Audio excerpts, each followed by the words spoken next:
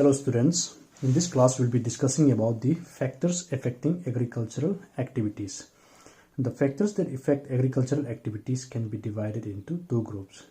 Number A, physical factors, and number B, socio-economic factors.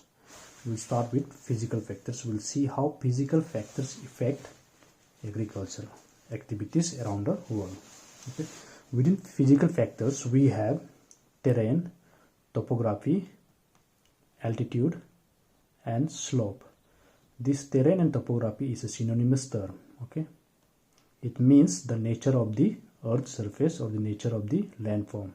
Okay, how the landform looks like, whether it is a plain area, whether it is a hilly or mountainous area, or whether it is a plateau or desert area. Okay, it means terrain and topography, how the nature of the landform looks like. Okay, that means terrain and topography.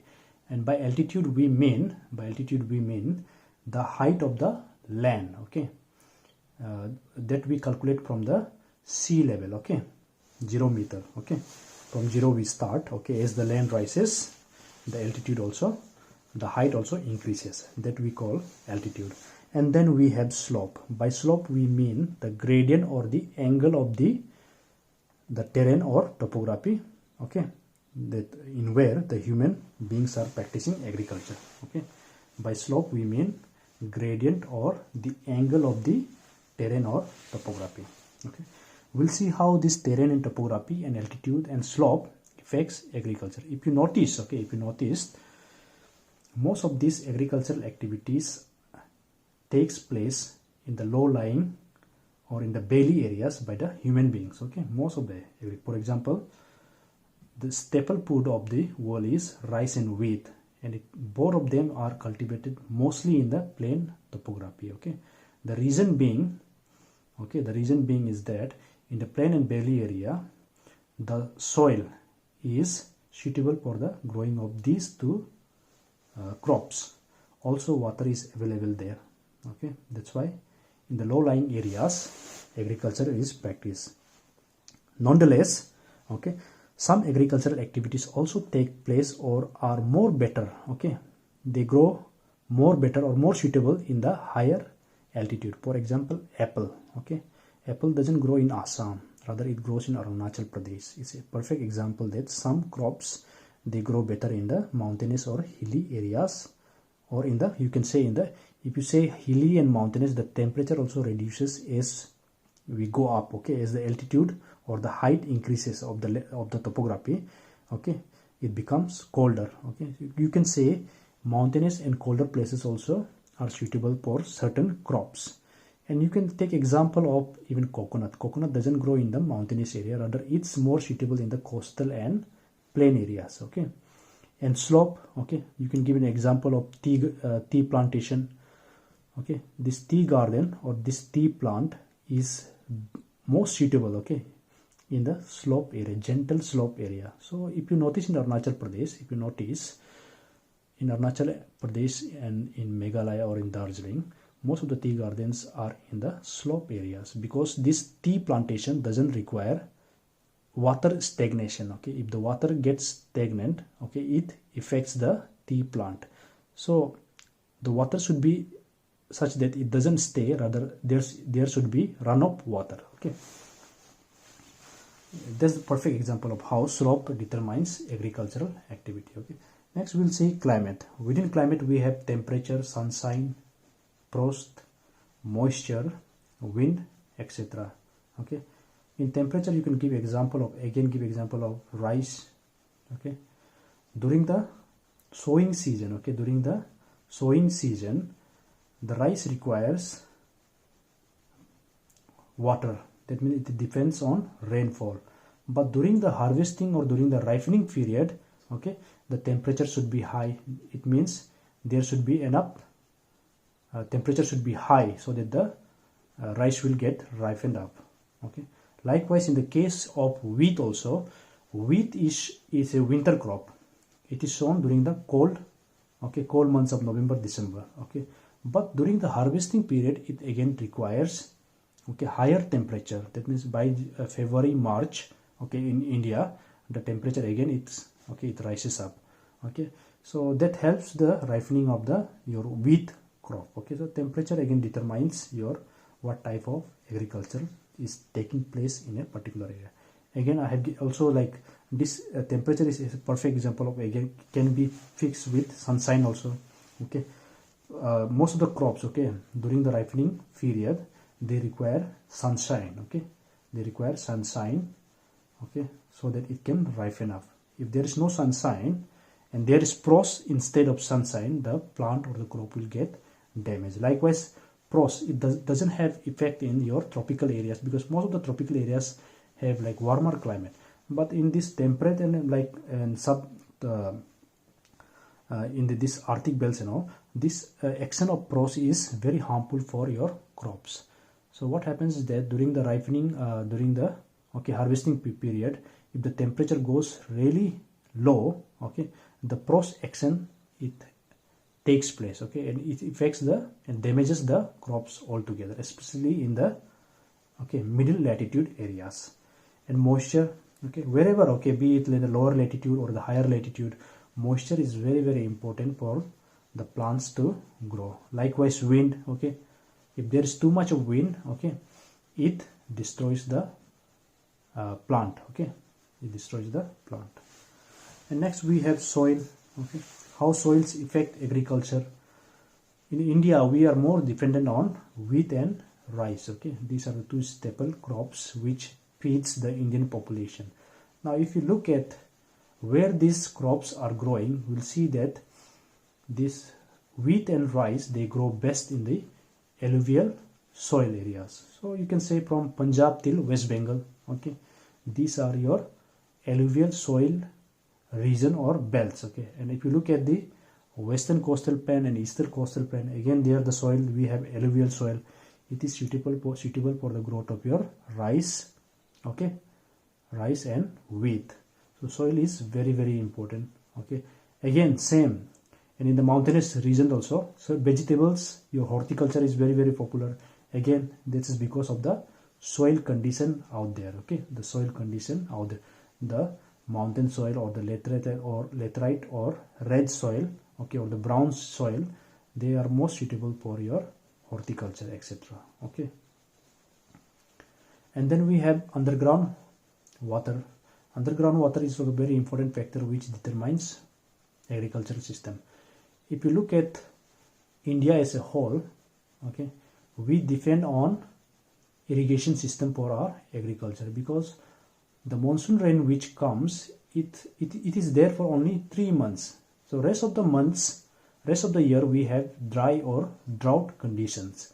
In that case, human beings, they depend on underground water for irrigation supplied to their paddy fields or their agricultural land. So if you notice, most of the Indian agricultural fields are irrigated by well irrigation. Okay, the next one is your canal irrigation, which is famous in Punjab and Haryana. Well is popular throughout India, okay, throughout India. And if you look at this, most of the South Indian this peninsular area, they use tank system to store water, because underground water is not sufficient. So when the monsoon comes, they store the water in the tank and they use that water for irrigation, okay, because there is depletion of underground water, or you can say shortage of underground water, because the soil is made up of hard rock, which is very, very difficult to dig in. If you look at peninsular India, it is made up of your volcanic lavas, okay, so it is very difficult to dig. So they make tanks, but in North India and in the rest of India, they use either canals or your well irrigation, okay. And now we'll see number B. The first we have seen physical factor. Now we'll see socio-economic factor. Within socio-economic factor, we have land tenancy. By land tenancy we mean who owns the land, okay, who owns the land. If you look at the Indian social structure, okay, most of the lands are owned by the zamindars, okay, most of the lands are owned by the zamindars, and the farmers, they do not own the majority of the farmers, they do not own the land, they are cultivating the land on the behalf of the zamindars or the real landowners. Okay, the farmers do not have land. And also the size of land holdings. Okay, size of land holdings, this also determines, okay, the agricultural activities. For example, in India, the size of land holding, that means the size of agricultural field is very, very small. The reason for this is because in India we have this joint family system, and also we have high population. So if you look at individual family, also within a family, if there is a father and mother, there will be 4 to 5 children. Now this particular patch of land, if the father divides this land to his sons, okay, the land gets smaller and smaller. So if you have small land holding, we cannot invest much in that agricultural land because the land is so small, there is nothing to invest. Okay, now this affects the agricultural system. For example, if the land is big, the farmer can put some inputs like tractors, machines, high yielding variety of seeds, but his land is so small, okay, because of division of the land, or you can say it is the fragmentation of the land. It is called, when the land is divided among the son and the land gets smaller, okay, the big land gets smaller, it is called fragmentation of the land. So now since the land is very small, the farmer cannot invest much in it. Okay, there is no profit in it. Next we have availability of labor. This availability of labor is also very important factor which determines agricultural activities. Okay, most of our agricultural labors, okay, we have seen in this corona lockdown period, we have seen that many of the migrants who moved back to UP and Bihar, Orissa and West Bengal were agricultural laborers. Okay, so they do not have land. Okay, but in the other states where the agricultural activity is very profitable and it is on a better side, they require agricultural laborers. Okay, now this availability of labor is very, very important. For example, in Punjab and Haryana, during the harvesting time, during the sowing and harvesting time, okay, the farmers, the landowners there, they require laborers. So the timely availability of laborers is very important for a fruitful harvest. Next is mechanization and equipment. If you look at the Indian agricultural system, okay, besides your some few states, most of these agricultural farmers or those involved in agricultural activities, they do not have sophisticated tools, okay, or machines to support their agricultural fields. Okay, mostly it is done by hand. So that's why it is called as intensive type of agriculture. Okay, the Indian agriculture type is intensive because of manual labor involvement of maximum hands in an agricultural field. Okay, next is your transportation and marketing facility. This transportation and marketing facility also determines agricultural activities. Okay, if there is no proper transportation, whatever the farmers cultivate, it won't reach to the market. Now if the farmer cannot sell his product to the market, okay, if there is no market, if there is no transportation facility, it is not fruitful for the farmer to cultivate or to continue agriculture at all. Whatever he cultivates gets wasted. Okay, and he has invested, the farmer has invested more, but his turn, okay, his output is leading him to loss. Okay, so that it determines the agricultural activity. Next is your government policies. Government policies are very important, how an agricultural activity shapes up in a country. For example, after independence, our agriculture was not so nicely set up. Okay, when the British hand over everything to Indian government, we had to start from the scratch. Okay, so even the agricultural government, okay, they this green revolution policy. Okay, you can call the green revolution as a part of your government policies.